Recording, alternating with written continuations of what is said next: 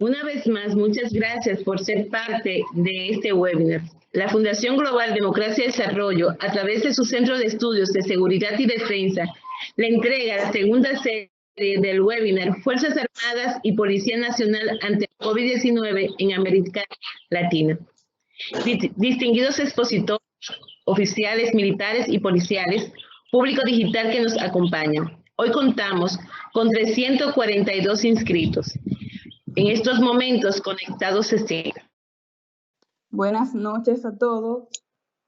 En esta primera etapa en esta segunda etapa le vamos a dar una base de la primera para que conozcan un poco de lo que es el tema. Bueno, en la primera etapa, el webinar Fuerzas Armadas y Policía ante el COVID-19 en América Latina, que fue organizado y coordinado por la doctora Josefina Reynoso, directora del CCD, expusieron el general de división Oswaldo Jarrín, ministro de Defensa de Ecuador, el doctor Miguel Navarro Mesa, jefe del Centro de Inteligencia y Estudios Estratégicos, ANEPE, Chile, y el doctor Guillermo Pacheco, director de Asuntos Internacionales del US Security College. En sus exposiciones, el general Jarrín y el doctor Navarro describieron a profundidad el rol estratégico de las Fuerzas Armadas de sus respectivos países que han desempeñado y aún desempeñan en la lucha por la bioseguridad frente a la pandemia del COVID-19.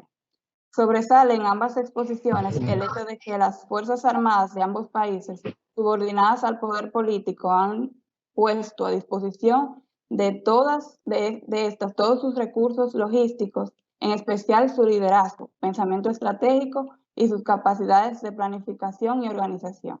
Adicionalmente, el general Jarrín advirtió los riesgos del populismo y el fanatismo que pudieran pretender capitalizar políticamente y la convulsión social que podría desatarse en el periodo post-pandemia, y el rol de las fuerzas de seguridad para conjurar cualquier intento que pretenda derrotar la democracia. El doctor Navarro, por su parte, subrayó lo que puede caracterizarse desde ya como una lección aprendida en medio de la crisis: la necesidad de profundizar y definir los límites de la polivalencia, es decir, el doble rol que las Fuerzas Armadas están llamadas a desempeñar en el ámbito de la defensa nacional y en el ámbito de la seguridad pública. Pero además, esto es muy importante, criticó ante situaciones de catástrofe como terremotos, tsunamis, incendios forestales y ahora una aguda crisis sanitaria. Además del tema de la polivalencia, el doctor Navarro enfatizó, siempre como lección aprendida, en la necesidad de fortalecer la relación político-militar. 3 desafíos que deben estar en consideración en medio de la crisis sanitaria, pero que tendrán que ser abordados en el periodo post-pandemia. El doctor Pacheco llamó la atención sobre el reto de las personas, instituciones, estados y organizaciones internacionales de cambiar en un mundo que ha cambiado y cuyo éxito dependerá no solo de la capacidad de resiliencia, sino de la velocidad en adaptación. En este escenario, aseguró el doctor Pacheco, se precisa una respuesta política, no económica, y redoblar la confianza en las instituciones. En concordancia con el objeto de la polivalencia del doctor Navarro, el doctor Pacheco enfatizó sobre el tema de la seguridad ampliada, ya que el futuro de la seguridad y la defensa es lo que está en juego. Finalmente, en las conclusiones se remarcaron, por una parte, el rol estratégico de las Fuerzas Armadas en apoyo a las autoridades civiles para hacer frente a la crisis sanitaria, y el hecho, no expresado por los expositores, pero sí una inevitable inferencia de sus presentaciones, ¿qué hubiera sido de esos dos países y de sus habitantes si sus Fuerzas Armadas no hubieran intervenido en todos sus recursos ya antes referidos para la lucha por la bioseguridad en el contexto de tan aguda y compleja crisis sanitaria y su impacto en todos los órdenes de la vida de esas naciones? Muchas gracias. Le paso la palabra a la doctora Reynoso, quien le presentará a nuestro primer expositor.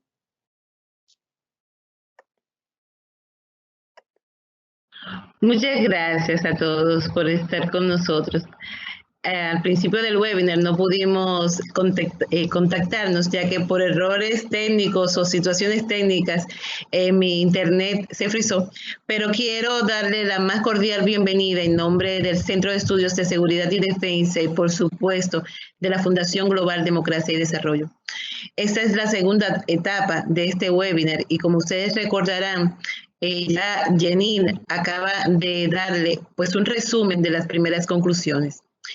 Antes de darle la palabra al primer expositor, quiero recordar la metodología que estaremos utilizando. Durante cada una de estos webinars contaremos con 4 expositores. Cada uno de ellos tendrá un tiempo no mayor de unos 7 minutos. Al término del mismo será alertado por un sonido indicando que su tiempo ha concluido. Una vez terminada su presentación, iniciaremos con el siguiente expositor hasta terminar la ronda, para luego iniciar con las preguntas y respuestas durante 15 minutos. Las preguntas pendientes de la primera exposición, de la primera etapa, fueron enviadas a nuestros expositores. Algunas de ellas ya fueron contestadas y las estamos subiendo a las redes. Otras estamos en espera todavía de que la respondan. Es importante que cada pregunta que ustedes hagan sea dirigida a un expositor en específico y que las mismas sean enviadas por el chat para ser contestada por el expositor. Al término de las preguntas y respuestas, el doctor Roberto Cajina de Nicaragua presentará las conclusiones de esta primera etapa. No quiero tener más preámbulos y le damos la bienvenida al Mayor General del Ejército de los Estados Unidos, James Taylor, director del Colegio Interamericano de Defensa, quien es licenciado en Ciencias de Bioquímica de Iowa State University. Recibió varios títulos de maestría, entre ellos una maestría en Ciencia de Bioquímica de Iowa State University, una maestría en Ciencias de Relaciones Internacionales de la Universidad de Detroit, una maestría en Artes de Ciencias Militares en el Colegio de Comandos y Estado Mayor del Ejército de los Estados Unidos y del Colegio de Estado Mayor General, una maestría en Ciencias de la Estrategia de la Seguridad Nacional y la Universidad de la Defensa. Ha desempeñado cargos de mando desde el nivel de pelotón hasta el Estado Mayor del Ejército. Entre los cargos que ha asumido se destacaron varios de las responsabilidades de comando de Estado Mayor y liderazgo, centrados en la formulación de planes, operaciones, estrategias, operaciones de inteligencia y cibernética, desarrollando capacidades en las fuerzas de tareas conjuntas e institucionales, además de operaciones conjuntas y combinadas. Luego de ser ascendido al rango de general de brigada en el 2014, ocupó el cargo de vicerrector de planes de políticas estratégicas del J5 en el Comando de Defensa de Aeroespacial de Estados Unidos y en el Comando Norte de los Estados Unidos. Además de ser comandante del componente del Ejército de los Estados Unidos, también ha sido vicedirector de operaciones del J3. Sin más preámbulos, les damos la bienvenida al Mayor General del Ejército de los Estados Unidos, James Taylor, director del Colegio Interamericano de Defensa. Tiene la palabra. Bueno, muchísimas gracias por la oportunidad de compartir unos minutos agradables con ustedes. Es un verdadero placer para mí poder compartir el ciberespacio con tan distinguidos oradores y poder participar en este distinguido foro. Nuestra intención en estos pocos minutos es compartir nuestro análisis académico de esta pandemia y lo que podría significar para nuestro hemisferio. Se pueden extraer algunas lecciones y perspectivas al comparar la pandemia de COVID-19 con las pandemias de gripe que se han producido desde 1889. Hasta la fecha, hay alrededor de 383,000 muertes por COVID-19 en el mundo. Y al comparar COVID-19 con los resultados del impacto de la gripe a lo largo de la historia, vemos que los esfuerzos de mitigación que se han aplicado en todo el mundo han mantenido bajo el número de muertes y ciertamente han evitado que suba a los niveles de la gripe rusa, española, asiática o de Hong Kong. Afortunadamente, el mundo no ha visto nada tan grave como la gripe pandémica de 1918. Sin embargo, es esencial considerar las observaciones, conocimientos y lecciones aprendidas de la pandemia de 1918 y estas otras gripes para no repetir los errores que se cometieron en aquel entonces. Y si las aprendemos, tal vez podamos mantener bajo el impacto de la mortalidad de esta pandemia. La pandemia de gripe de 1918 representa, de hecho, el peor de los casos. Golpeó al mundo en un momento difícil. Lo que vale la pena señalar en esta pandemia es que ocurrió en 3 oleadas. Después de que la gente aplicó el distanciamiento físico o intervenciones no farmacéuticas, la primera ola se redujo y luego detuvieron las medidas de distanciamiento físico y pocos meses después la segunda ola golpeó. Y la segunda ola fue peor. En esta pandemia fue la segunda ola la que causó más muertes y ocurrieron en las áreas más densamente pobladas. 3 meses después de que la segunda ola pasó, hubo una tercera ola.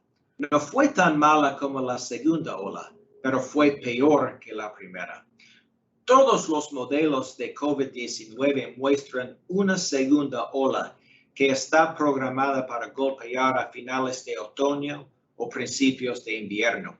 Ninguno de los modelos sugiere que tendrá menos impacto que la primera. Algunas de las poderosas lecciones de la pandemia de 1918 son las lecciones de la forma en que los estados aplicaron el distanciamiento físico y cómo se abrieron cuando comenzaron a disminuir las medidas de mitigación. En todos los casos, después de relajar las intervenciones no farmacéuticas, llegó una segunda o tercera ola. Y ahora hablaremos del COVID-19. Los gráficos de la izquierda representan el número de casos reportados. Los diagramas de la derecha reflejan el modelo de predicción de dónde estará la curva de contagio del virus en los diferentes países del hemisferio. Estos modelos fueron creados por la Universidad de Washington y sugieren que algunos elementos del hemisferio aún deberían estar experimentando la última parte de la primera ola alrededor del 1 de agosto. Una de las consideraciones críticas de los responsables de la toma de decisiones será el equilibrio entre las intervenciones no farmacéuticas que emplean y la capacidad del sistema sanitario para tratar a las víctimas. Todos estos datos que les mostré sugieren que estamos en un juego largo con COVID-19. Hasta que se desarrolle una vacuna y se distribuya ampliamente, los modelos indican que estamos viendo una serie de olas hasta 2022, con la segunda ola llegando en otoño. Nuestras sociedades se enfrentarán a la constante resiembra del virus en áreas que han emergido de la curva de contagio. La extinción del virus es poco probable. El Centro de Investigación y Política de Enfermedades Infecciosas ha publicado 3 modelos de largo plazo de acuerdo con la forma en que el virus se ha estado propagando por todo el mundo. todos estos escenarios sugieren un alto y sostenido costo económico con diferentes grados de recuento de víctimas. Estos tres modelos de contagio pueden informar a los países del hemisferio sobre las posibilidades futuras que pueden desafiarlos a medida que avanzamos en esta pandemia. La primera posibilidad es una serie de picos y valles sostenidos, todos ellos con un alcance similar, que se producen en todo el mundo y en los que el virus se resiembra de forma rutinaria y sistemática en zonas debido a la interacción humana y la dinámica de las multitudes.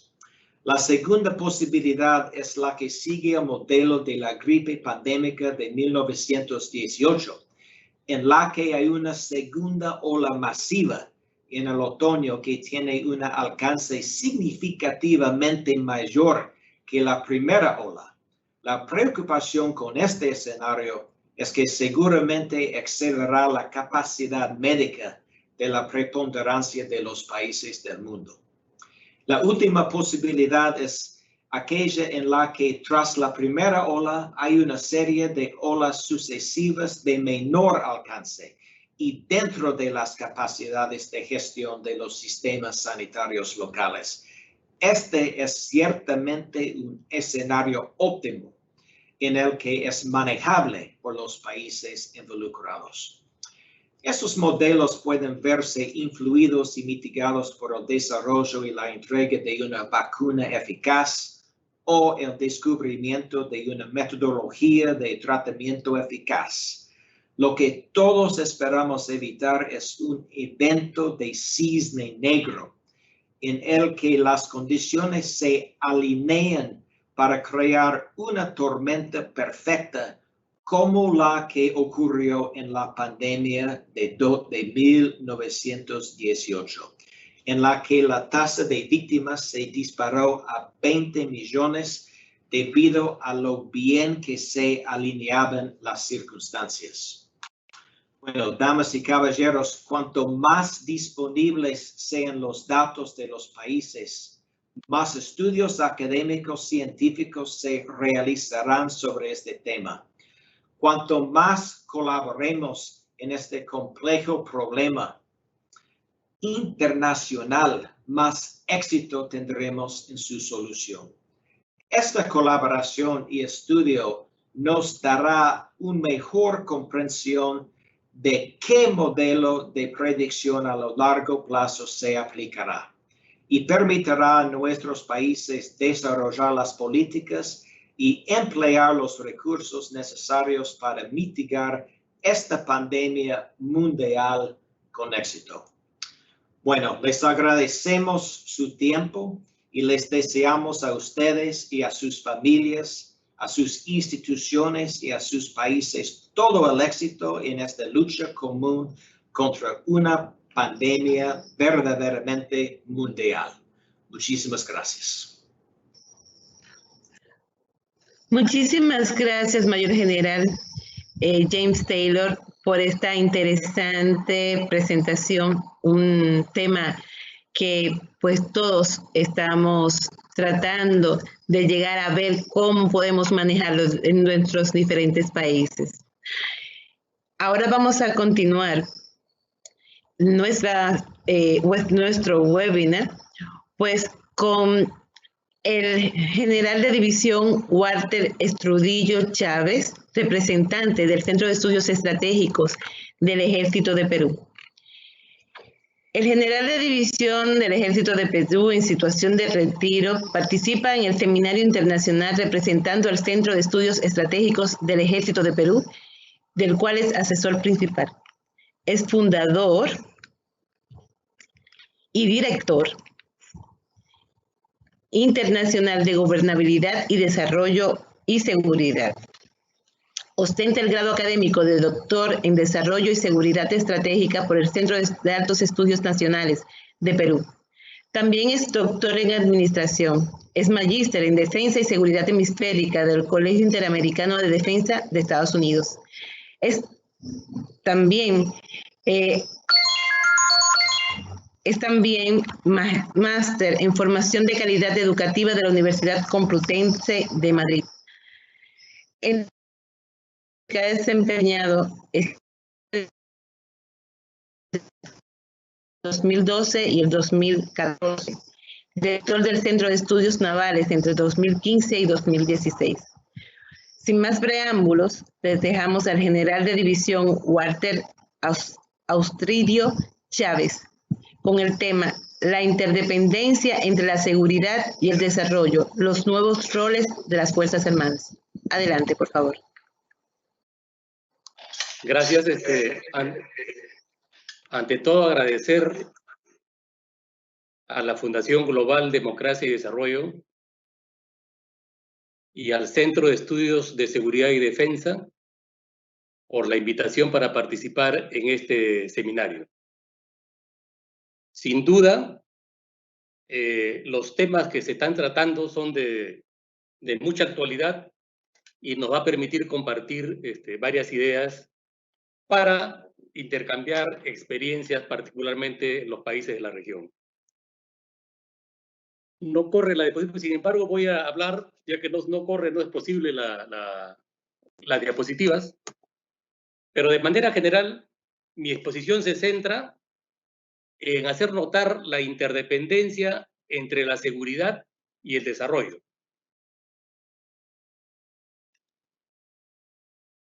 Si vemos el concepto de seguridad integral, este fue un concepto que lo promovió en la década de los 90 la Organización para la Seguridad y Cooperación en Europa, la OSCE. Básicamente es una visión integral de la seguridad que abarca tres dimensiones: la político-militar, la económica y medioambiental y la humana. En la dimensión económica y medioambiental, considera que la prosperidad económica constituye una de las piedras angulares de estabilidad. Este concepto también fue asumido un año después por la Asociación de Naciones del Sudeste Asiático. Esa misma década, las Naciones Unidas promovió el concepto de seguridad humana, que, como ustedes conocen, tiene como objetivo principal la protección de los individuos, que comprende la seguridad económica, alimentaria, de la salud, medioambiental, la seguridad personal, la de la comunidad y la política. A inicios del presente siglo, específicamente el año 2003, los países miembros de la Organización de los Estados Americanos asumieron en México en 2003 el nuevo enfoque de seguridad, que es de alcance multidimensional, supera los enfoques tradicionales y que incluyen aspectos políticos, económicos, sociales, de salud y ambientales. El año 2008, el Centro de Pensamiento para el Progreso Americano promueve un concepto muy interesante de seguridad sostenible, que en forma resumida aglutina tres concepciones de la seguridad: la seguridad nacional, la seguridad humana y la seguridad colectiva. O sea, este es un concepto muy potente, pero que obviamente está relacionado con la estatura estratégica de Estados Unidos. En otras palabras, es una estrategia a largo plazo, o sustenta una estrategia a largo plazo de Estados Unidos para mantener su posición o su gran influencia en el orden global. Entonces, si nos damos cuenta, los conceptos que he mencionado, estos cuatro conceptos que he mencionado, que son los vigentes en la actualidad, tienen dos características fundamentales para el tema que estamos tratando. Uno, su naturaleza multidimensional, es decir, los conceptos reconocen que la seguridad tiene varias dimensiones. Superó el concepto anterior donde la dimensión militar era la central. Ahora no, todos estos conceptos denotan que la seguridad tiene varias dimensiones. Y el otro aspecto clave para el tema que estamos tratando es que estos mismos conceptos incluyen no solamente específicamente la seguridad como lo conocemos, sino también dimensiones que tienen que ver con el desarrollo. Por ejemplo, la dimensión económica, la dimensión política, la dimensión social. Entonces, estamos viendo con claridad la interdependencia entre estos dos conceptos, la seguridad y el desarrollo. ¿Cuál es más importante? ¿Cuál es primero? Eso depende del análisis de cada uno. Pero sí le puedo anticipar o sí le puedo decir que, por ejemplo, en la estrategia de seguridad europea se dijo con claridad, escrito, acuerdo de los países, que la seguridad es la primera condición del desarrollo. Entonces está claramente definido que la nueva concepción de seguridad hace notar con meridiana claridad que estos dos conceptos son indesligables. Entonces, cuando hacemos un análisis de la realidad, tenemos que analizar, no podemos separar el desarrollo y ver de manera distinta, separada, la seguridad. La realidad nos muestra que están estrechamente ligados. Por lo tanto, cuando se defina una estrategia para hacer frente a una amenaza a la seguridad nacional, se tienen que ver los dos aspectos, la seguridad y el desarrollo. Es decir, las dos dimensiones o los dos aspectos son importantísimos. No se puede prescindir de uno de ellos porque si no estaríamos realizando o implementando una estrategia que obviamente no va a dar los resultados esperados. Es más, teóricamente está demostrado que la estabilidad de un Estado, su grado de consolidación de un Estado, depende de sus altos niveles de seguridad y altos niveles de desarrollo. Es importante entonces no perder de vista este aspecto. Centrándonos en los nuevos roles de las Fuerzas Armadas, los roles de las Fuerzas Armadas están definidos en cada constitución y en las leyes de cada país. Cada país tiene su propia realidad y en función a ello determina la conveniencia de los roles que deben asumir sus Fuerzas Armadas. En el caso peruano, como en muchos países, de acuerdo a la Constitución, el rol principal de las Fuerzas Armadas es garantizar la independencia, la soberanía y la integridad territorial. Sin embargo, en la misma Constitución establece que las Fuerzas Armadas participan en el orden interno apoyando a la Policía Nacional, participan en el desarrollo económico y social y participan en el Sistema Nacional de Gestión del Riesgo de Desastres. Y miren, esta Constitución es del año 93, pero ya se está estableciendo que las Fuerzas Armadas participan en esas dos dimensiones, netamente seguridad y defensa y desarrollo económico y social. Entonces, el tema de la interdependencia está claramente mostrado en este aspecto. ¿Cuáles son las actividades, cuáles son las misiones o las tareas que han cumplido las Fuerzas Armadas en la lucha contra la pandemia de COVID-19? En el caso peruano, y seguramente de manera muy similar en los otros países de la región, las Fuerzas Armadas han participado en el patrullaje diario en las calles y centros de abastecimiento a nivel nacional, en operaciones de control de fronteras, en operaciones de control de aeropuertos, en operaciones de control de puertos fluviales, lacustres y marítimos, en el tratamiento de cadáveres y entierro de los mismos, traslado de pacientes críticos, apoyo a los gobiernos locales en la entrega de víveres, traslados humanitarios aéreos y terrestres, apoyo a los gobiernos locales en el control de los mercados, en el control de los paraderos del transporte terrestre, traslado de profesionales de la salud y cargas diversas para incrementar la capacidad de los centros de salud en todo el país. apoyo al Ministerio de Salud en el proceso de toma de muestras, fabricación y reparación de ventiladores mecánicos, implementación y transporte de hospitales de campaña, implementación de cámaras de transporte de infectados, implementación de desinfectores a nivel nacional. Es decir, una serie de tareas para contribuir a la estrategia que el Estado ha implementado o está desarrollando. ¿Qué reflexiones podemos o les propongo? Los conceptos de seguridad y desarrollo son interdependientes, por lo tanto, ambas variables deben ser consideradas en los procesos de planeamiento a nivel nacional, evitando los errores comunes de separarlos y confrontarlos para determinar su prioridad, por lo cual se estaría desconociendo lo que hemos mencionado, la multidimensionalidad del enfoque de seguridad.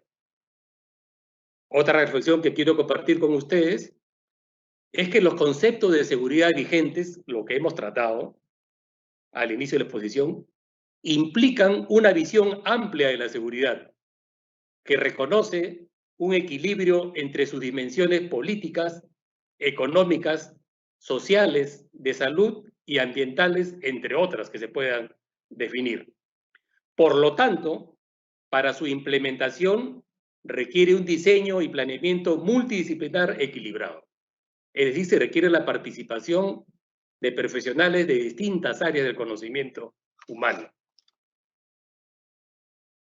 Otro aspecto que es necesario mencionarlo es que los modelos existentes de países referentes a nivel global nos muestran la importancia de disponer de una estrategia de seguridad nacional. ¿Y por qué una estrategia de seguridad nacional? Porque se constituye en un instrumento del más alto nivel estratégico, es decir, la política general de un Estado o de gobierno, que es de carácter integral y transversal, y a partir de la cual se desprenden las estrategias, o se deberían desprender las estrategias sectoriales o ministeriales, o de nivel similar, de tal manera que se asegure el alineamiento de las estrategias en sus distintos niveles. Asimismo, esta pandemia nos está dando como una lección aprendida, que es fundamental promover el fortalecimiento de una cultura de seguridad en la sociedad, para generar mayor compromiso y nivel de participación de los ciudadanos. Ningún modelo o ninguna estrategia va a dar los resultados esperados si todas las personas no tienen esa conciencia de seguridad y no se comprometen y no se sienten parte de la estrategia. Es decir, ahora en los nuevos conceptos existe una corresponsabilidad de los gobiernos y de la ciudadanía en general. Los ciudadanos no solamente deben esperar que ser protegidos por el Estado, sino que tienen que ser parte de la estrategia. Y eso es conciencia de seguridad. Otro aspecto, para terminar, la base de la prevención es la actualización permanente de estudios prospectivos para determinar probables escenarios futuros y anticipar acciones para evitar situaciones de crisis. Es más eficaz velar por la seguridad humana mediante la prevención temprana que con la respuesta reactiva. Asimismo, para superar la debilidad de los estados, es fundamental fortalecer las instituciones y dotarlas de las capacidades necesarias para el cumplimiento efectivo de las funciones. Y para finalizar, las Fuerzas Armadas, por su organización, por su estructura, por el nivel de formación y especialización de sus integrantes y por sus diversas capacidades logísticas, se constituyen en un valioso instrumento que disponen los estados para hacer frente a situaciones de crisis. Y qué mejor prueba la que estamos viviendo. Todos somos conscientes del rol importante de las Fuerzas Armadas y creo que eso nos va a permitir tener una visión distinta a futuro de lo que significa la seguridad. Y no se olviden, no solamente militares y policías son los responsables, ni los gobiernos. Somos todos los ciudadanos quienes tenemos que entender nuestra corresponsabilidad en temas de seguridad nacional. Gracias. Muchísimas gracias, General Auxilio Chávez. Realmente la interdependencia entre la seguridad y el desarrollo están muy unidas y el rol que representa o que va a tener las Fuerzas Armadas y la Policía Nacional a partir de estos momentos es un rol completamente diferente. Las personas han detectado, han valorizado las acciones que las Fuerzas Armadas han realizado durante toda esta pandemia.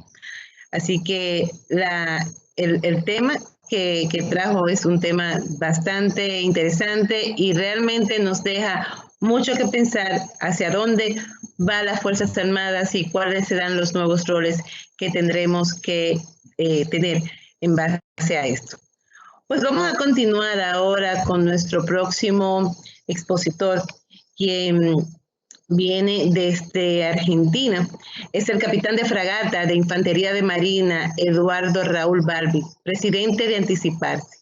Su tema es capacidades logísticas y de combate de las Fuerzas Armadas Argentinas al servicio de una emergencia sanitaria. El capitán de fragata, Eduardo Balbi, es graduado de oficial de Comando y Estado Mayor de Infantería de Marina, máster en Relaciones Internacionales, diplomado en Altos Estudios Estratégicos, en Metodología de Estudios Prospectivos y en Comercio Exterior. Ha realizado numerosos cursos y seminarios dentro de sus especialidades. Es presidente de Anticiparse, una organización que asesora y, por supuesto, da asesoría y consultoría en América Latina a miembros del Consejo de Fundadores de la Red Latinoamericana de Estudios Prospectivos, experto en metodología prospectiva y constructiva, análisis de evaluación de escenarios estratégicos y prevención de conflictos. Sin más, le damos la palabra a nuestro invitado, el señor Eduardo Balbi. Bienvenido. Muchas gracias, Josefina. Saludos a todos. Quiero agradecer especialmente a Funglode y al CCD por la invitación a este seminario que me parece realmente fantástico. Y como tenemos muy poquito tiempo, y voy a poner mi cronómetro para que no pasarme, quiero primero decir las particularidades de mi país, Argentina. Es un país federal. Es un país con 23 provincias y la ciudad autónoma de Buenos Aires, pero que además fue creado desde las provincias que fueron las que crearon la nación. Y esto es un dato muy importante porque las provincias tienen un altísimo grado de autonomía. Todas las provincias en mi país tienen sus poderes ejecutivos, legislativos y judiciales, tienen sus policías propias, etcétera, etcétera. Y además tenemos poco más de 2.100 municipios en todo el país y quizá la última creación que hemos tenido en este sistema federal ha sido la total autonomía de la ciudad autónoma de Buenos Aires, la capital, que, por ejemplo, para poner una fecha, el 1 de enero de 2017 comenzó a funcionar la policía de la ciudad de Buenos Aires, que antes esa seguridad era dada por la Policía Federal. En ese sentido, fueron las provincias originarias las que cedieron a la nación 2 o 3 áreas muy importantes, entre ellas las relaciones exteriores y la defensa. Y ahí nacen las Fuerzas Armadas a nivel nacional. Pero también, además de las 3 clásicas Fuerzas Armadas, a nivel nacional tenemos 4 fuerzas de seguridad. 3 fuerzas que están dedicadas a sectores específicos de las fronteras, la Gendarmería Nacional para las Fronteras Terrestres, la Prefectura Naval para las Fronteras Acuáticas y la Policía de Seguridad Aeronáutica, obviamente, para los aeropuertos. Y tenemos una 4ª fuerza de seguridad a nivel nacional, que es la clásica y la más antigua, la Policía Federal. Es decir, 4 fuerzas de seguridad y demás.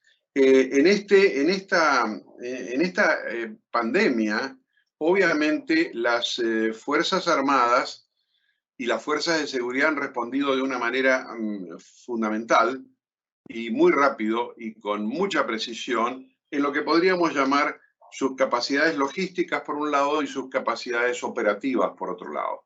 No me voy a explayar mucho porque el general Astudillo recién fue muy claro y más o menos hemos hecho las mismas cosas en Perú, en Argentina, con todo lo que mencionó el general Astudillo, así que le agradezco porque me ahorra muchas palabras. Pero sí, patrullajes de todo tipo, provisiones, provisión de alimentos, de comidas sanitarias, todo el servicio médico, y también, digamos, todo eso que estuvo y está en contacto con la población, pero también las Fuerzas Armadas y las Fuerzas de Seguridad, con sus capacidades de sus departamentos, áreas, divisiones, etcétera, apoyando al Poder Ejecutivo y en algunos momentos al Poder Legislativo con sus estudios, con sus análisis, con sus sistemas de prevención y demás que son muy importantes.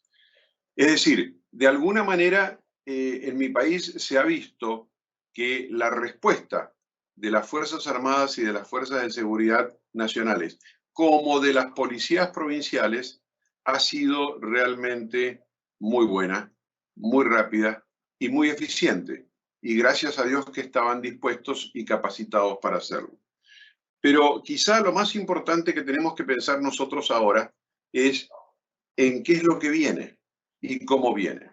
Y allí quiero detenerme porque mi especialidad, independientemente de mi origen militar como infante de marina, es el análisis prospectivo, el análisis de futuro y sobre todo lo que hemos definido en mi país y con mis equipos desde hace unos años, que es la anticipación estratégica. Y a esto nos tenemos que dedicar. Es decir, hoy la pandemia está. La pandemia, sea como sea y con las curvas que nos mostró el señor general,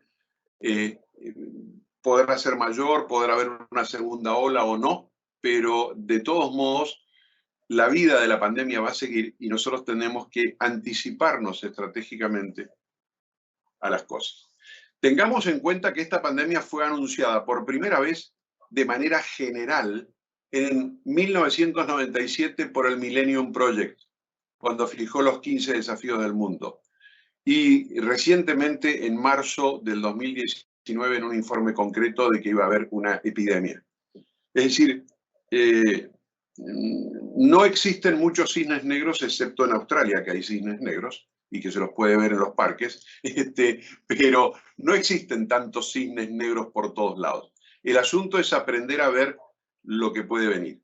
Y en ese sentido, quiero realmente dejar un par de ideas en este poco más de un minuto que me queda. Y recorriendo América Latina, como es mi trabajo en estas áreas sensibles, creo que hoy América Latina, una necesidad que vengo sosteniendo existe desde hace años, pero que hoy toma un ritmo y una importancia fundamental, es que nos tenemos que reunir para reconceptualizar todo el tema de lo que es defensa, seguridad, seguridad nacional, seguridad humana, seguridad ciudadana y demás. Y tratar de ponernos de acuerdo, más allá de los matices de cada país, de las necesidades de cada país y de sus marcos jurídicos y constitucionales, llegar a entendernos cuando hablamos de estas cosas, qué significa realmente defensa, qué significa seguridad nacional y demás. Hoy no lo tenemos claro, hoy hay muchas dudas, hoy hay una dispersión conceptual muy grande y eso es peligrosísimo para hacer cosas completas. Así que eso es una de las cosas que quiero dejar como desafío para el tema. Y lo otro es que tenemos que aprender a analizar, además de todos los escenarios que estamos estudiando, los escenarios post-pandemia. Nosotros hemos, con mi trabajo, con mi equipo acá en Buenos Aires, otro equipo en Ecuador y otro equipo en Panamá, estamos analizando una categoría de escenarios que habitualmente no se miden, pero que son tremendos, que son los escenarios psicológicos y emocionales altamente críticos. Todos nosotros hoy tenemos nuestras mentes afectadas por el... Perdón, porque me está sonando. Tenemos nuestras mentes afectadas por la cuarentena, por este encierro y por todo lo demás. Ya no estamos actuando normalmente. Nuestras conductas están modificadas, influenciadas por lo que está pasando en nuestros espíritus, en nuestros corazones y en nuestras cabezas. Y cuidado, eso puede llevar a peligrosísimos extremos de violencia. Entonces, reconceptualización y escenarios psicológicos altamente críticos creo que son los mayores desafíos que tenemos para poder salir de una manera más o menos indemnes y organizados de la pandemia. Muchísimas gracias.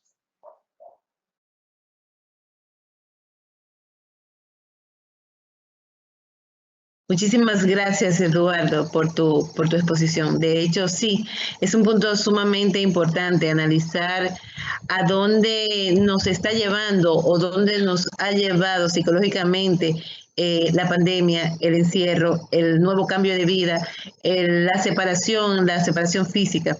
Pero también un punto importante, la conceptualización que se tenía a principios del 2000 con las Fuerzas Armadas era reducir las Fuerzas Armadas, hacer una reducción también de los presupuestos.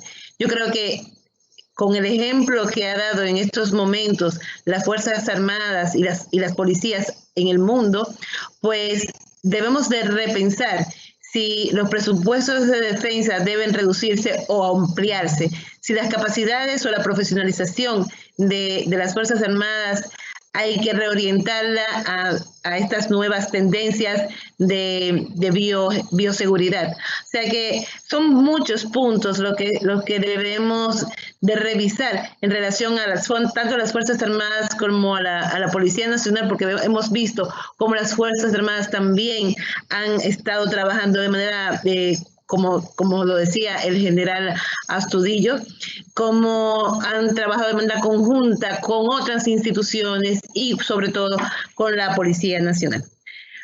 Pues vamos ahora a darle la bienvenida a nuestra invitada de México, la doctora Ana Cárdenas, internacionalista y representante de la Universidad de Anáhuac.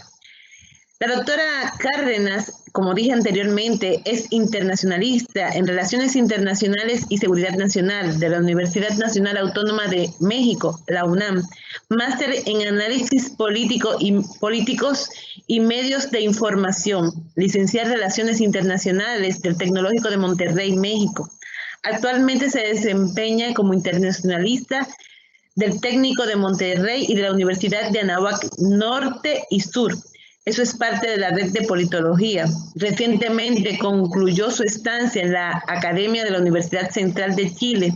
Es asociada para los temas de relaciones internacionales de seguridad, protocolo, equidad de género, marketing político y Politics Tips de México.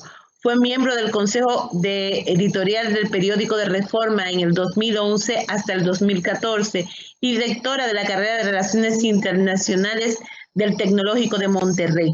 Le damos la bienvenida a la doctora Ana Cárdenas. Los micrófonos son suyos. Gracias por estar con nosotros.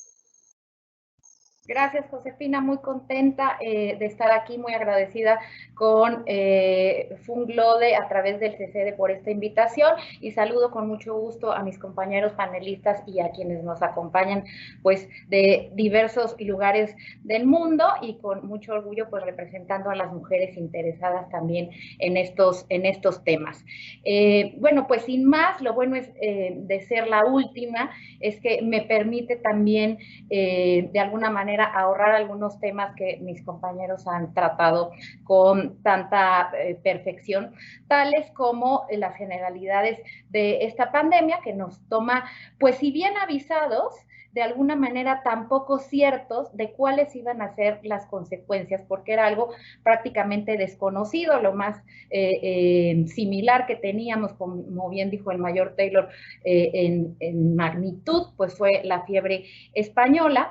Y bueno, además no solamente tenemos esta pandemia con un impacto muy importante en los temas de la salud, ¿no? En la vida de las personas, que sin duda es lo más importante, pero que también es transversal y está afectando a aspectos sociales, económicos, incluso de forma cultural de la vida de las personas que se ve trastocada y evidentemente, como lo mencionaba el capitán Libri, también efectos psicológicos importantes durante y post pandemia, ¿no? De alguna manera esto viene también a poner en tela de juicio o a visibilizar aquellas fortalezas o carencias del modelo estructural económico y del régimen de protección social de los países. Entonces, me voy a centrar, dado a que estas situaciones las han expuesto hasta aquí, en mi país, en México. ¿Por qué? Porque México además recibe a esta pandemia, el primer caso lo tuvimos el 28 de febrero, pues con un cambio estructural fundamental, un nuevo gobierno, un nuevo modelo de gobierno, el del licenciado Andrés Manuel López Obrador, a partir del 1 de diciembre del 2008, que basa este cambio en la lucha contra la corrupción. Por lo tanto, hace urgente un rediseño institucional. Y este rediseño institucional va desde el sistema de salud y de seguridad hasta las formas sociales y de convivencia en nuestro país. Entonces, es en este rediseño nuevo, en esta nueva forma de reacomodar al país que nos sorprende la pandemia. Y ahí voy a centrarme en el tema de la Guardia Nacional. La Guardia Nacional es nuestra nueva policía que busca dar de alguna manera una sola coordinación a toda la policía de nuestro país. Y está formada por la policía militar, la policía naval y la policía federal, es decir, por miembros del ejército y de la marina. Esta Guardia Nacional es una iniciativa que fue aprobada por unanimidad del Congreso y por los 32 congresos estatales el 28 de febrero. De hecho, el despliegue operativo será su primer aniversario ahora el 30 de junio del 2020, porque tiene prácticamente un año de haber iniciado operaciones, y junto con esta ley de la Guardia Nacional también se aprueban en un solo día la ley del uso de la fuerza, la ley nacional de detenciones y varios artículos que reforma el programa de seguridad.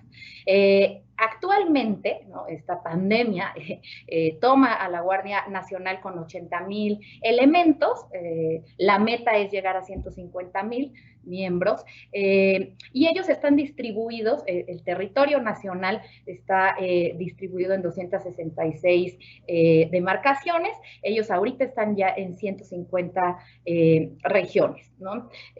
Esta Guardia Nacional está adscrita a la Secretaría de Seguridad y Protección Ciudadana, y prácticamente en este año pues ha tenido una bienvenida pues muy intensa, ¿no? El primer evento al que le pedimos que nos socorra o vaya, es a la contención de las caravanas migrantes provenientes de Centroamérica, que de hecho, a pesar de la pandemia, pues seguimos teniendo, ¿no?, a través de la Guardia Nacional, un auspicio, un auxilio a estos migrantes que continúan y que por miedo a ser deportados, porque su destino final es Estados Unidos, pues no se acercan a las instituciones de salud, y entonces hay que tener un acercamiento especial.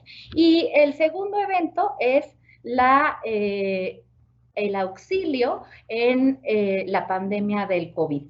Y prácticamente lo que está haciendo la Guardia Nacional, para ir un poquito más rápido, lo agruparía yo en 5 rubros, que es la prevención y contención de saqueos, y también la protección, y esa es otra de las lamentables, y que me apena decirlo, particularidades que tiene mi país durante esta pandemia, y que es una serie de ataques al personal de salud, a los médicos, a las enfermeras, desde golpearlos en las calles, arrojarles cloro, líquidos, etcétera, no dejarlos subir al transporte público, cerrarles las entradas a sus edificios o a sus viviendas. Y entonces, bueno, la Guardia Nacional está también apoyando en este sentido.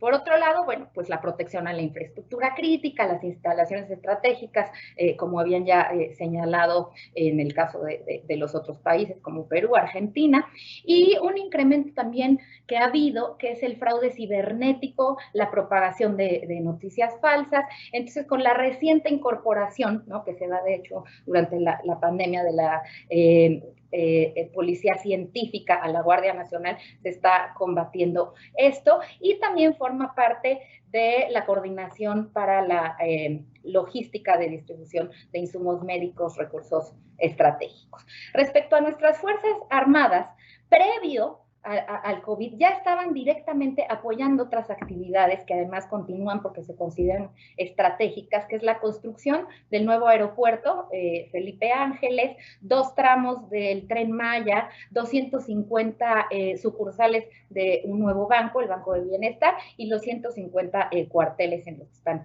distribuidos. Y a partir de los nuevos casos de coronavirus, a través de un comando de incidencias, que depende del Sistema Nacional de Protección Civil, apoya también al sistema de salud, ¿no?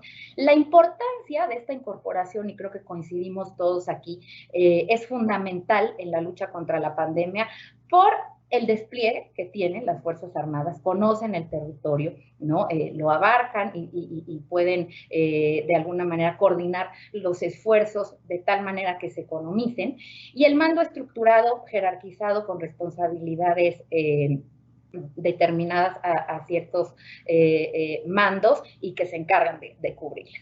Pero aquí, y quiero hacer aquí una mención especial, las Fuerzas Armadas en México tienen una función social que es histórica, tienen un gran acercamiento a la población, porque ya desde 1960 se veía que tenían que tener una función ampliada, ¿no? Y que esta tenía que ser de apoyo a la población civil en caso de desastres. Entonces se instaura el plan DN3 en 1965, pensando en que pues México es un país de geografía muy vulnerable, tanto en el ámbito geológico, ¿no? Con una serie de temblores, y también en el hidrometeorológico, que es un país bioceánico, ¿no? Entonces, luego del huracán Inés, en 1966, que ocasiona que se desborde el río Pánuco,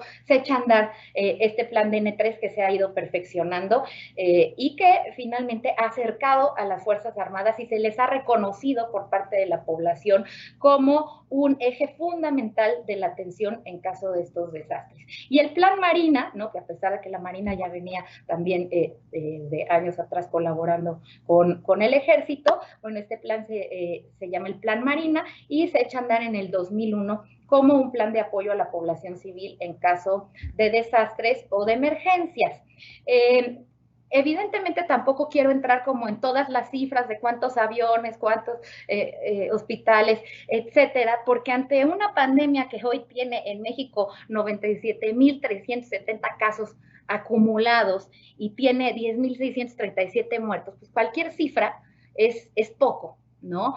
Y bueno, además no son cifras comparables entre los países porque tenemos economías diversas, por algo que mencionaba también Josefina, que hay pues una brecha entre aquel gasto que está destinado para la defensa entre los países. México, con todo el tamaño que tienen, una población de 126 millones de habitantes, pues tiene un gasto del 0.5 del PIB en estas cuestiones, mientras que Colombia está arriba del 3%. ¿no? Entonces, bueno, las cifras también de alguna manera podrían parecer percepciones de mucho o poco, pero no son comparables, ¿no? Entonces, bueno, como ya lo habíamos visto, son operaciones más o menos similares. En este caso, el presidente ordenó que 11 hospitales fueran administrados por la defensa, el 50% del sistema hospitalario de la Secretaría de la Defensa y la Marina se convirtieran en hospitales COVID.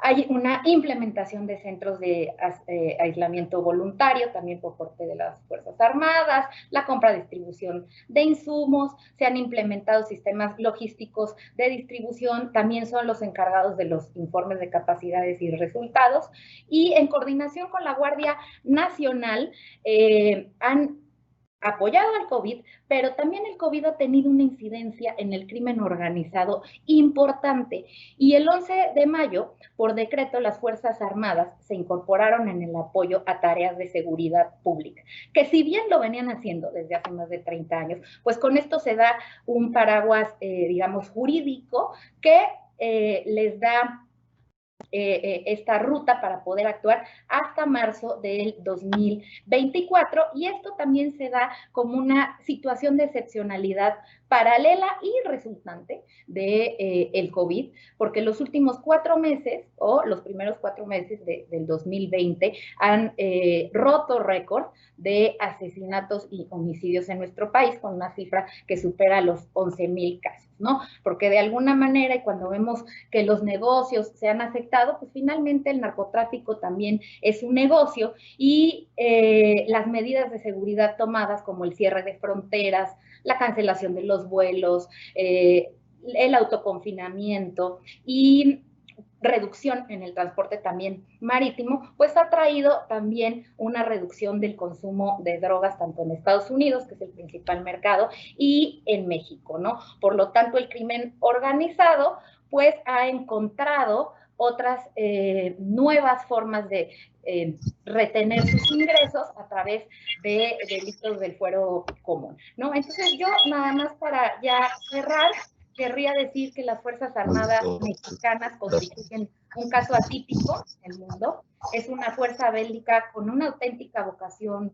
social de salvamento y restauración en los casos de desastre, de emergencia sociales, y a diferencia de muchas otras, sí están históricamente capacitadas para colaborar con la sociedad en su conjunto. Han apoyado incluso a Estados Unidos con el huracán Katrina.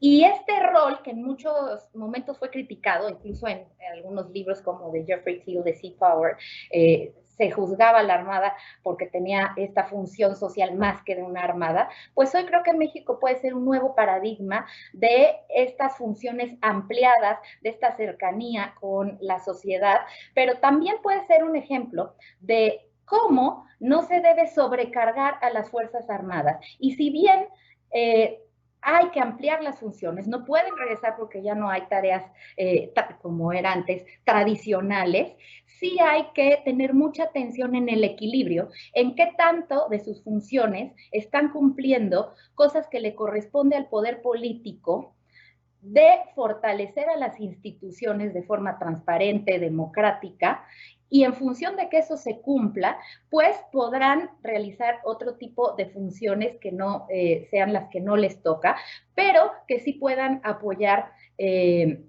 a la población civil y tener un rol de mucha mayor cercanía, ¿no? Entonces yo creo que México podría ofrecer ese ejemplo, y ya con eso cierro por respeto al tiempo y porque Cronos es el dios más cruel. Muchísimas gracias. Excelente presentación, Ana. Creo que has dado una visión muy general de todo lo que todos los puntos que ha tocado esta pandemia, y sobre todo en la parte de las Fuerzas Armadas. Hay algunos puntos que hemos dejado a un lado, que es el tema de género, de los casos que han ocurrido, de las muertes, del narcotráfico, de cómo, aunque independientemente de que estemos en pandemia, el narcotráfico ha seguido operando, que quizás el microtráfico ha reducido porque no hay tantas personas en las calles, pero el tráfico de drogas no necesita de los vuelos necesariamente comerciales porque tiene su forma de operar, y quizás no hemos olvidado un poquito de eso, de esto, y lo hemos dejado a un lado. Pero tu presentación, excelente. Yo creo que hay que felicitar a cada uno de los expositores porque han tocado pues diferentes puntos importantes que nos dan una visión de hacia dónde van las Fuerzas Armadas y cuáles son las políticas estratégicas que debemos de tomar como Estado para que no nos tome de sorpresa una posible segunda oleada, como dice el general Taylor, que pudiera ocurrir, porque ya tenemos antecedentes ocurridos con la fiebre de 1918 y 18-19. Bueno, no quiero tomarle más tiempo a las personas que están ya levantando la mano para preguntar, y quiero pedirles a ustedes que nos remitan un resumen breve de sus presentaciones, ya que uno de los puntos importantes de este webinar es poder tener un documento, no solamente que sea algo en nuestras redes sociales, como vamos a tener ya grabado el video, sino también un documento pues físico o digital que nos pueda servir a todos los países para tener una visión de hacia dónde van las Fuerzas Armadas y cuáles han sido las acciones que han tomado los diferentes estados para afrontar esta pandemia. Ahora pues vamos a pasar a las conclusiones del evento. Quiero darle las gracias a cada uno de ustedes, General Taylor, Eduardo Barbie, Walter Astudillo y Ana Cárdenas, quienes han sacado parte de su tiempo para estar con nosotros.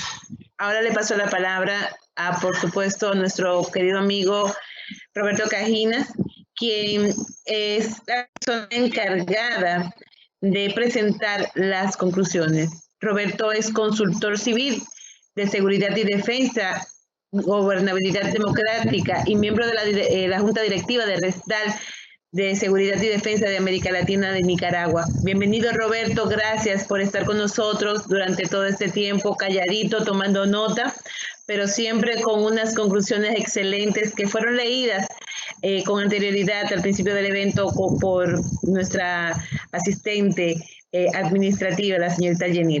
Adelante, Roberto, por favor. Gracias, Josefina, pero también gracias a los expositores que cada vez se hacen más complicado porque se introducen en otros temas, a pesar de que sí hay que señalar que en la primera sesión, en la primera etapa, hay elementos que van con... Por ejemplo, el tema de la redefinición de las estructuras, de los roles y las misiones de las Fuerzas Armadas. Es decir, el COVID-19 nos ha puesto sobre el tapete una cantidad de temas de carácter conceptual y práctico que se venían tratando, digamos, de manera muy tibia, pero ahora han salido mucho más fuerte al escenario, a la mesa, al tapete en el que nos encontramos. Quiero subrayar algunas cosas sin agotar las exposiciones, por ejemplo, por supuesto. El tema de la necesidad de estudios académicos, científicos, en base a experiencias anteriores que se nos planteó en la primera exposición del mayor general Taylor. Es importante cómo la articulación entre el mundo académico, el mundo científico, el poder político, que puedan conducir, como decía el general Astudillo, ese proceso. Sin embargo, hay una cosa que es muy interesante, que estamos advertidos por el estudio de la Universidad de Washington, los estudios de la Universidad de Washington, de la posibilidad de una segunda ola o de otras olas sucesivas en relación al tema. Y en este sentido, aprovechar esos estudios y académicos y científicos nos va a permitir trabajar o enfrentar con una mayor grado de certeza y de eficacia. La intervención del general Astudillo, yo lo redefiniría en el título de su presentación, la interacción entre seguridad y desarrollo. Sin embargo, hay algunos elementos interesantes en la presentación que hizo que a mí me llaman la atención y que es necesario resaltar. Que cualquier estrategia que se diseñe debe estar basada en dos pilares fundamentales, que son la misma seguridad y el mismo desarrollo. Si tenemos una estrategia que no considere estos dos elementos y trabajamos cada uno de estos dos elementos por separado, no vamos a tener la capacidad de resolver o de enfrentar adecuadamente las situaciones en las que nos encontramos. Hay otro elemento importante, sobre todo que coincide en las presentaciones de Ana, del general Astudillo y de Eduardo, y es el rol fundamental de las Fuerzas Armadas. Pero cuando yo hablo de fundamental me refiero básicamente a el carácter instrumental de las Fuerzas Armadas en apoyo al poder político para enfrentar a la pandemia. Estoy absolutamente claro y de acuerdo con el general Astudillo que no se puede decir que sean las Fuerzas Armadas las que conducen este proceso, le corresponde al poder político. En el caso de la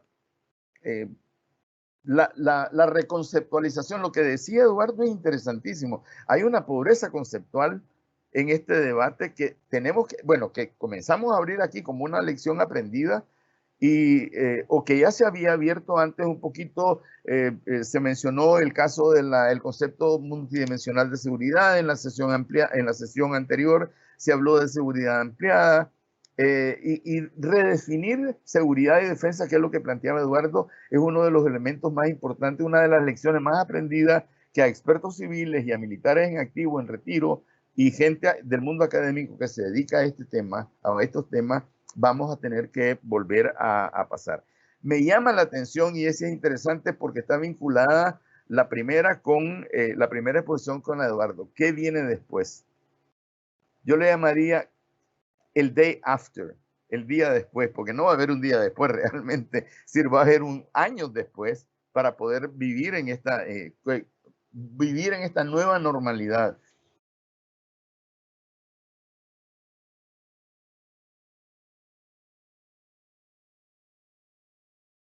Perdón, no solamente son los efectos económicos, los efectos sociales, los efectos políticos.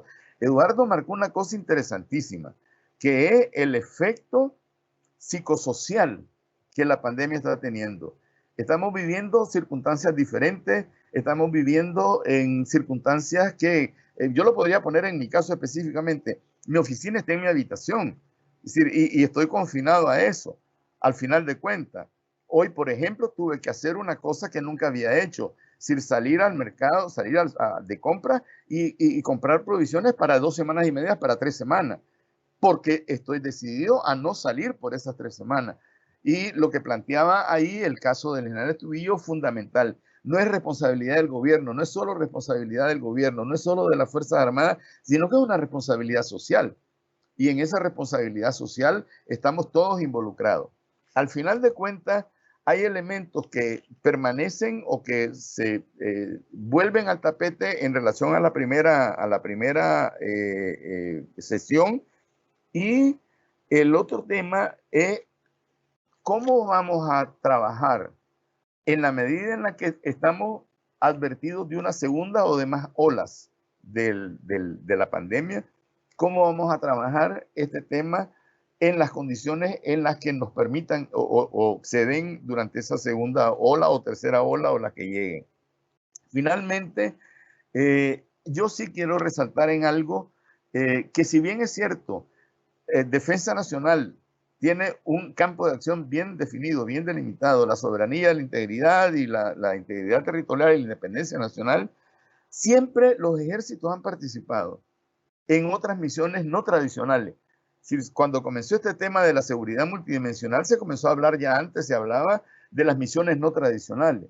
Y en este sentido, las misiones no tradicionales son parte del quehacer de los ejércitos, no es el quehacer fundamental, porque lo que tienen las Fuerzas Armadas es esencialmente jugar el papel de rol de instrumento fundamental para la ejecución de las decisiones del poder político. Eso es lo que ha quedado claro, o una de las cosas que hasta ahora en la primera y la segunda sesión de este webinar han quedado claro. Pienso yo que este es un compromiso que vamos a tener que asumir, o va a tener que asumir Funglode y el CCD, para cómo vamos a comenzar a debatir, a discutir el tema de la reconceptualización que planteaba Eduardo, el tema de la articulación, gobiernos, instituciones, Fuerzas Armadas, sociedad en su conjunto, y el caso de los ejércitos, por ejemplo, que se discutía muchísimo en las conferencias de ministros de Defensa de las Américas, que no sé qué fin tuvieron, pero al final de cuentas se discutía el tema del rol de los ejércitos en seguridad pública, lo que planteaba Ana en el caso específico de México, de las Fuerzas Armadas en el caso específico de México. De hecho, poco a poco se recuerdan ustedes el caso del terremoto en Chile, el caso del terremoto en Haití y el caso de desastres naturales en general. Quienes están en la primera línea de respuesta, no de decisión, han sido las Fuerzas Armadas. Y el COVID-19 nos ha venido a reforzar esa idea, pero que además hay que reconceptualizarla. Muchas gracias a ustedes. Como siempre, Roberto, excelente tu resumen de todo lo que ha acontecido durante esta hora y media. No quiero despedirme y sin antes darle mérito a aquellas instituciones que han estado apoyando estos 3 días. Nos queda un día pendiente, pero quiero presentar las instituciones que han estado apoyando este webinar. La Academia Nacional de Estudios Políticos y Estratégicos, ANEPE, de Chile, la Agrupación de Agregados de Policía de América Latina de los Estados Unidos, Anticiparse de Argentina, Centro de Estudios Estratégicos del Ejército de Perú, Centro de Estudios de la Defensa Nacional, CCDEM, de España, Colegio Interamericano de Defensa, CID, de Estados Unidos, Junta Interamericana de Defensa, HIP, de Estados Unidos, Ministerio de Defensa Nacional de Ecuador, la Red de Seguridad y Defensa de América Latina, RESDAL, Argentina, Security College USA, Washington, Estados Unidos, y la Universidad de Anáhuac de México. Muchísimas gracias a todas las instituciones que han estado con nosotros y les invitamos para que el próximo 18 de junio estén ya en la última etapa, donde tendremos al general de división del Ejército de Brasil, Luciano José Pena, presidente del Consejo de Delegados de la Junta Interamericana de Defensa, un representante del Centro de Estudios Nacional de la Defensa de España, el coronel Echavarría, presidente de la Agrupación de Agregados de la Policía de América Latina, y por supuesto el señor Felipe Ester, coordinador de la Red de Seguridad y Defensa de América Latina de Brasil. Muchísimas gracias a todos los que están todavía con nosotros conectados. Unos 100 participantes estuvimos en este webinar, y muchísimas gracias a los participantes, a los expositores, por dedicarnos este tiempo. Que pasen muy buenas noches y los esperamos en nuestro próximo webinar el 18 de junio. Muy buenas noches y muchísimas gracias. Hasta pronto.